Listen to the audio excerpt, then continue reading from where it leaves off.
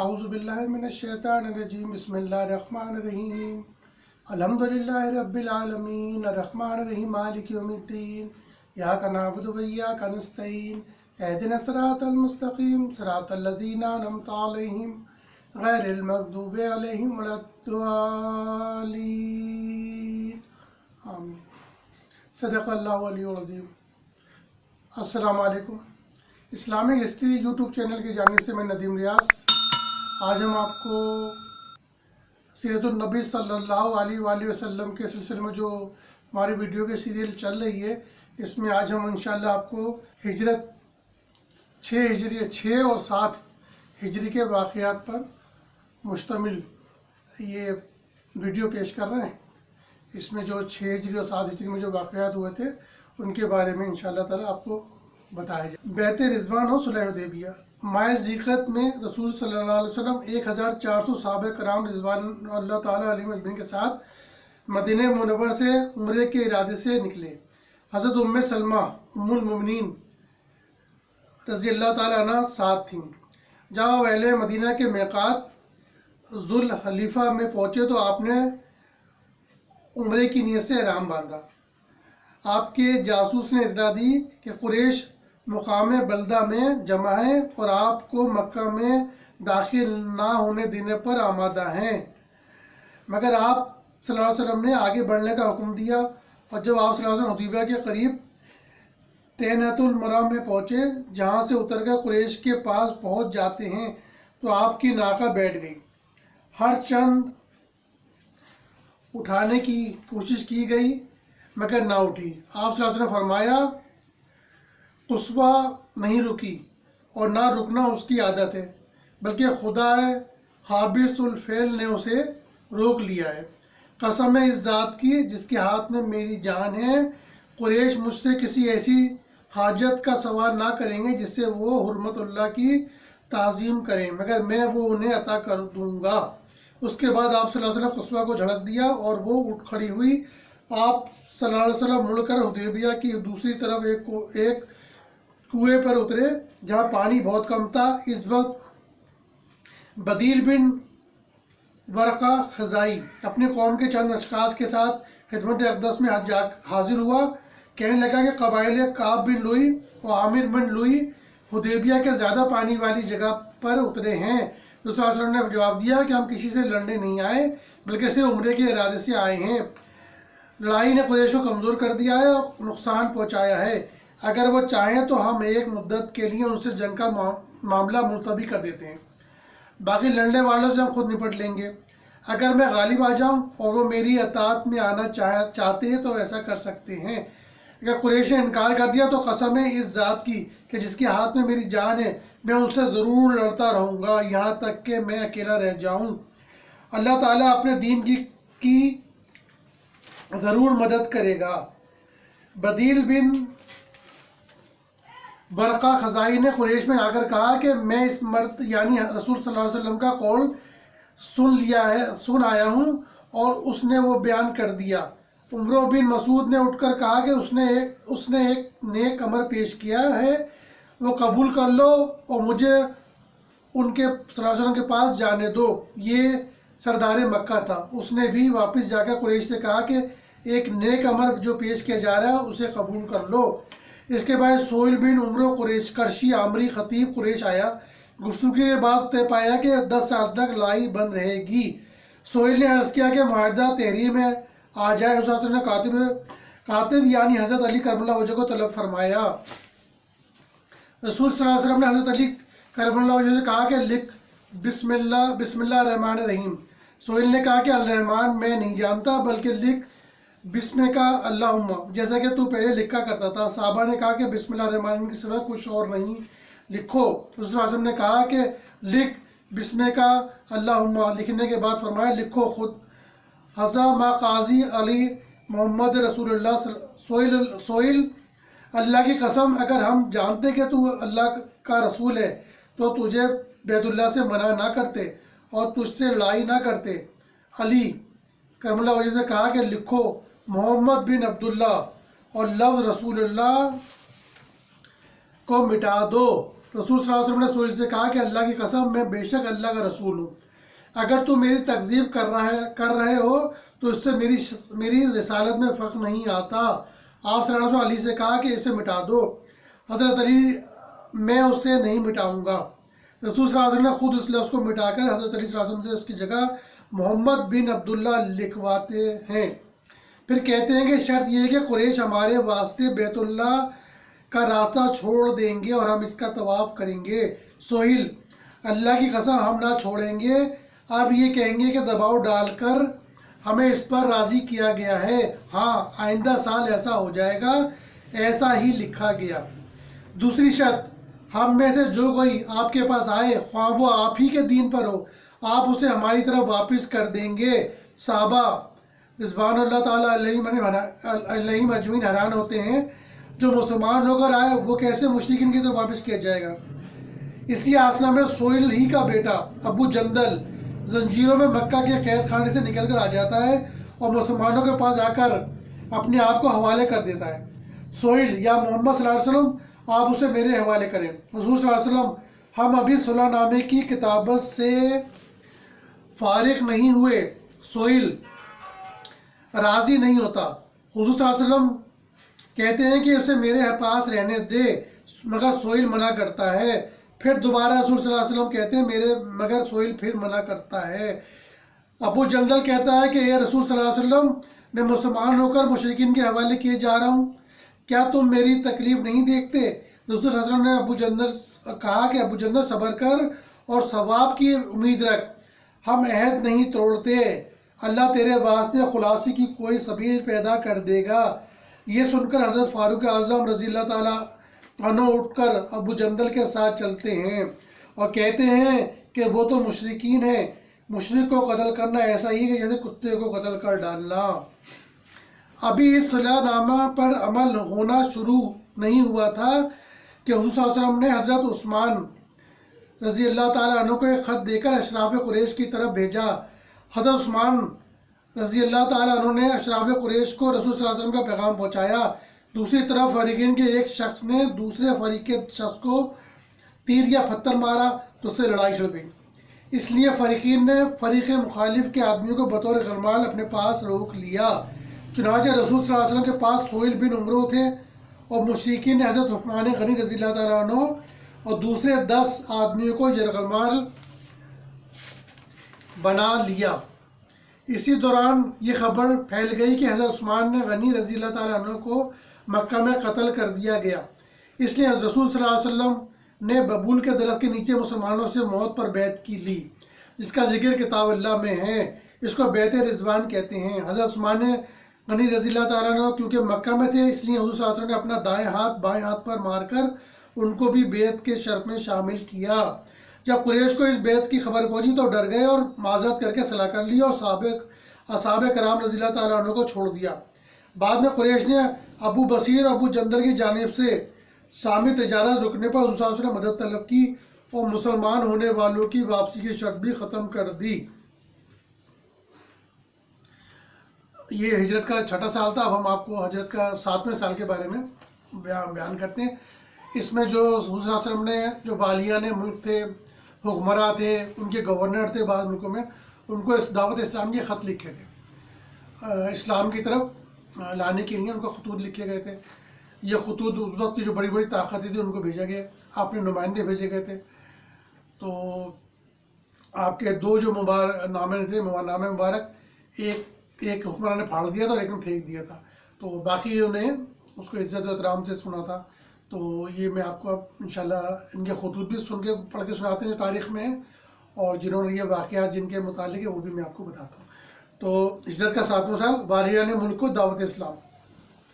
حضور صلی اللہ علیہ وسلم نے حدیبیہ سے واپس آ کر سن 7 ہجری میں مختلف حکمرانوں کو دعوت اسلام کے خطوط روانہ کیے، جن کا ذکر ہم یہاں کریں گے، جن میں سے قیصر روم، شاہ ایران، شاہ حبشہ، مقوقس والی مصر، یمامہ اور شام کے گورنر تھے۔ تو جو پہلا خط تھا وہ قیصر روم کے نام لکھا جانے والا تھا، اور اس کے الفاظ جو ہیں وہ یہ ہیں۔ قیصر روم کے نام جو خط لکھا گیا اس کے الفاظ یہ ہیں: شروع خدا کا نام لے کر جو بڑا مہربان نہایت رحم والا ہے، اللہ کے بندے اور رسول محمد صلی اللہ علیہ وآلہ وسلم کی طرف سے ہرقل امیر روم کے نام، سلام اس پر جس نے ہدایت کی پیروی کی۔ اما بعد، میں تجھ کو دعوت اسلام کی طرف بلاتا ہوں، تو اسلام لا، سلامت رہے گا، خدا تجھ کو دوہرا ثواب دے گا۔ اگر تو نے روگردانی کی تو تیری رعایا کا گناہ تجھ پر ہوگا۔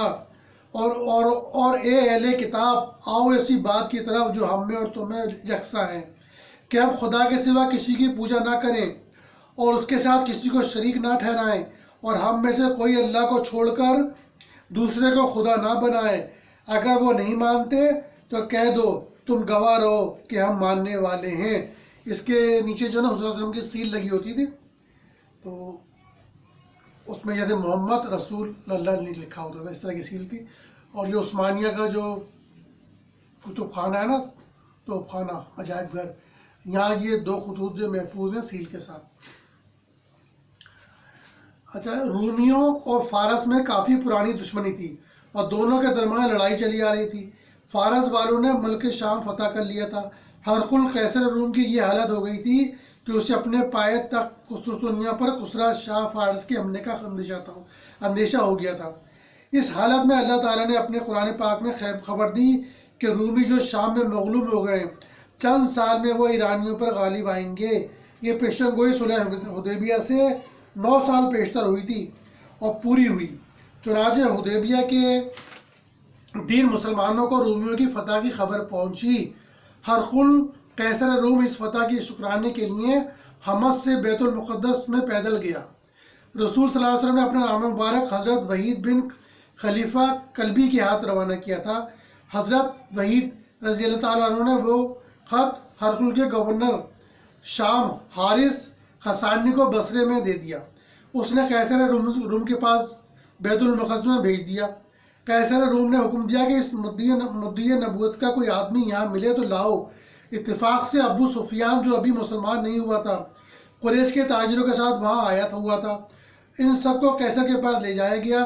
اس نے پوچھا کہ تم میں مدعی نبوت کے نسب کے لحاظ سے کون قریب ہے؟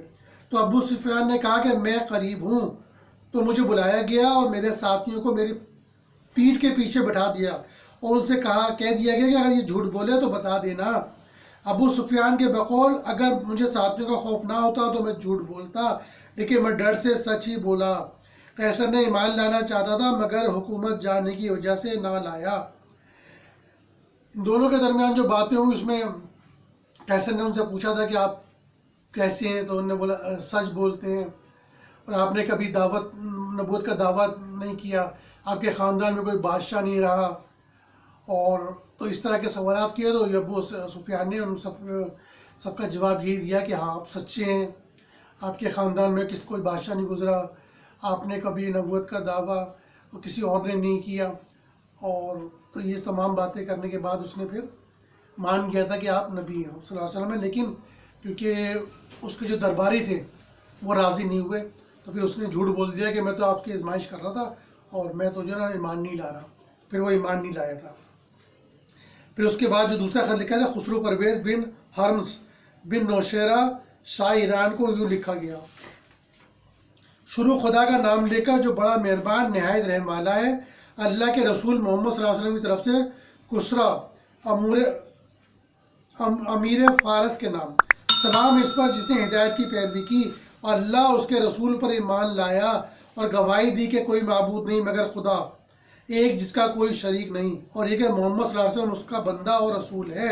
میں تجھے دعوت خدا عز و جل کی طرف بلاتا ہوں، کیونکہ میں تمام لوگوں کی طرف خدا کا رسول ہوں، تاکہ ڈرائے اس کو جو زندہ ہو اور ثابت ہو جائے کہ کلمہ عذاب کافروں پر تو اسلام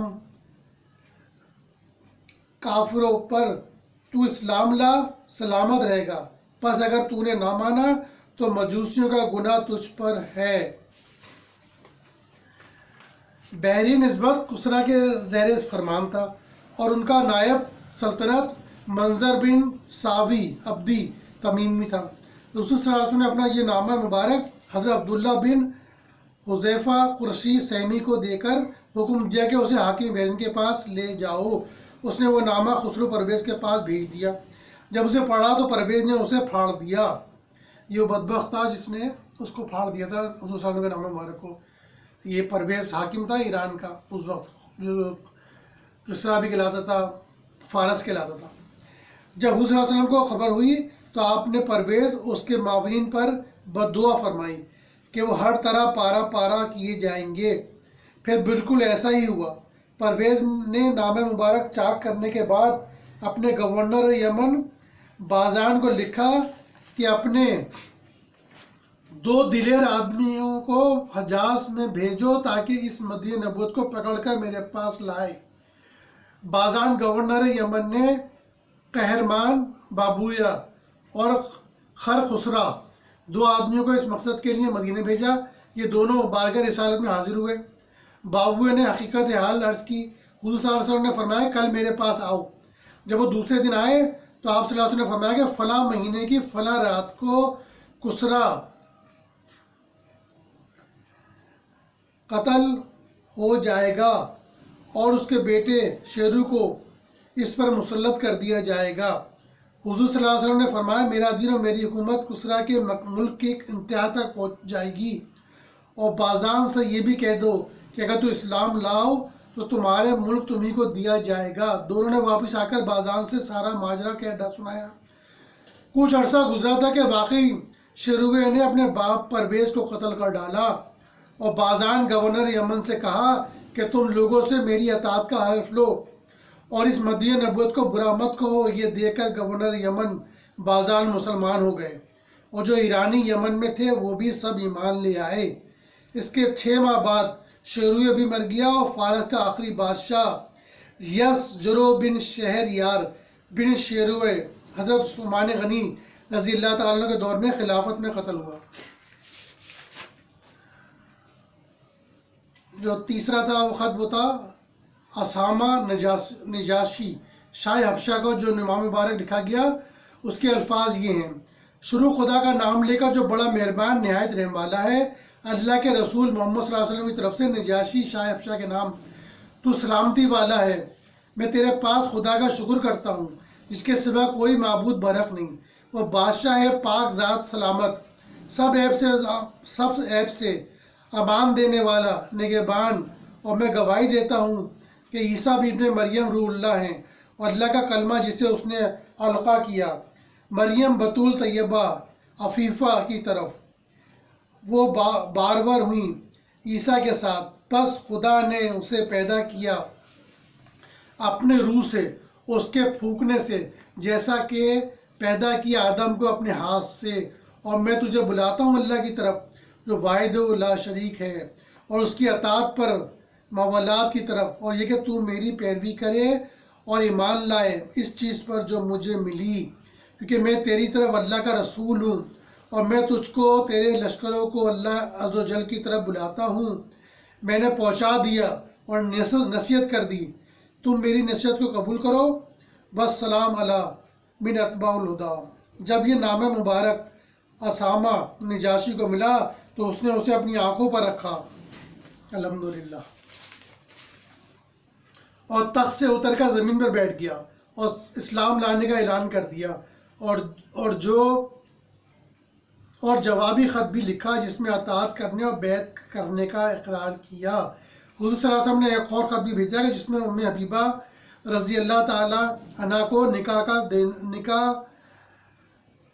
کا پیغام دینے اور مہاجرین کو ابھی تک حبشہ میں تھے وہ پہنچانے کا کہا گیا۔ نجاشی نے حضور صلی اللہ علیہ وسلم کا نکاح ام حبیبہ سے کر دیا اور مہر 400 دینار بھی خود ہی دے دیے۔ حضرت خالد بن سعید بن الاس حضرت ام حبیبہ رضی اللہ تعالی عنہ کے وکیل بنے۔ خود ام حبیبہ حضور صلی اللہ علیہ وسلم کے کہنے پر حبشہ ہجرت کر کے آئی تھیں اپنے شوہر کے ساتھ، عبداللہ بن جیش اسدی، مگر یہ نصرانی ہو کر مر گیا اور ام حبیبہ بیوہ رہ گئی تھیں۔ نجاشی نے حضرت جعفر طیار اور حضرت ام حبیبہ رضی اللہ تعالیٰ عنہ دیگر مہاجرین حبشہ کو ایک جہاز میں مدینہ منورہ کی طرف روانہ کیا۔ نجاشی نے سن 9 ہجری میں وفات پائی۔ حضور صلی اللہ علیہ وسلم نے جنازے کی نماز غائبانہ پڑھی۔ اب مقوقس والی مصر ہرقل قیصر روم کا نمائندہ تھا، اس کو آپ صلی اللہ علیہ وسلم نے یہ نام مبارک بھیجا: شروع خدا کا نام لے کر جو بڑا مہربان نہایت رحم والا ہے۔ اللہ کے بندے اور اس کے رسول محمد صلی اللہ علیہ وسلم کی طرف سے مقوقس امیر قبط کے نام، سلام اس پر جس نے ہدایت کی پیروی کی۔ اما بعد، میں بلاتا ہوں تجھ کو دعوت اسلام کی طرف، تو اسلام لا سلامت رہے گا، تجھ کو اللہ ثواب دوہرا دے گا۔ اگر تو نہ مانا تو تجھ پر ہوگا گناہ قبطیوں کا۔ اے اہل کتاب، تم آؤ طرف اپنی ایسی بات کی جو یکساں ہے ہم میں اور تم میں، کہ ہم عبادت نہ کریں مگر اللہ کی، اور شریک نہ ٹھہرائیں اس کے ساتھ کسی کو، اور نہ بتائے ہم سے کوئی دوسرے کو رب سوائے اللہ کے۔ سو اگر وہ نہ مانے تو کہو تم گواہ رہو کہ ہم ہیں ماننے والے۔ جواب میں مقوقس نے ایک خط جس میں 2 کنیزیں، کپڑے اور ایک سواری کے لیے خچر ہدیہ بھیجنے کا لکھا، مگر حکومت جانے کے ڈر سے اسلام نہ لایا۔ 2 کنیزیں ماریہ اور سیرین تھیں، ان دونوں کو دعوت اسلام دی حضور صلی اللہ علیہ وسلم نے، اور